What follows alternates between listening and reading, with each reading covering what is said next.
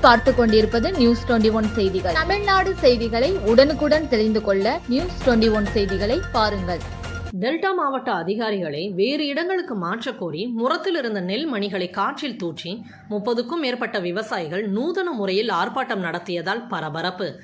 திருவண்ணாமலை வேங்கிக்காலில் உள்ள கூட்டுறவு நுகர்வோர் வாணிப கழகம் நுழைவுவாயில் முன்பு கட்சி சார்பற்ற தமிழக விவசாயிகள் சங்கத்தின் 30க்கும் மேற்பட்ட விவசாயிகள் அதன் தலைவர் வாக்கடை புருஷோத்தமன் தலைமையில் கண்டன ஆர்ப்பாட்டத்தில் ஈடுபட்டனர்.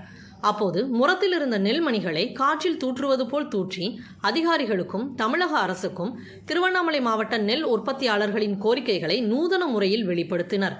அரசு அதிகாரிகளை கண்டித்து கண்டன கோஷங்களையும் எழுப்பி ஆர்ப்பாட்டத்தில் ஈடுபட்டனர்.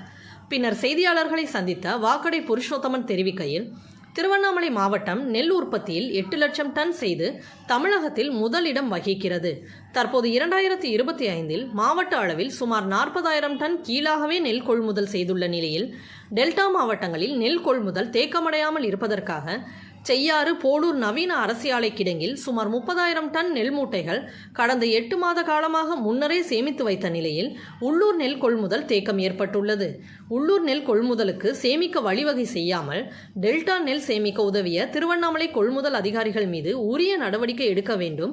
தொடர்ச்சியாக 10 ஆண்டுகளாக பணிபுரியும் டெல்டா மாவட்ட அதிகாரிகளால் கொள்முதல் இலக்கு திருவண்ணாமலை மாவட்டத்தில் எட்ட முடியவில்லை. மேலும் இடைப்பணியாளர்களுக்கு அரசு வழங்கும் ஹேண்ட்லைன் சார்ஜ் பயன்படுத்தி கூலி வழங்காததால் கிலோ ₹1 எடை கூலி கட்டாயமாக்கப்படுகிறது. ஒரு சிப்பத்துக்கு ₹40 முதல் ₹50 விவசாயிகளிடம் கட்டாயமாக வசூல் செய்யப்படுகிறது.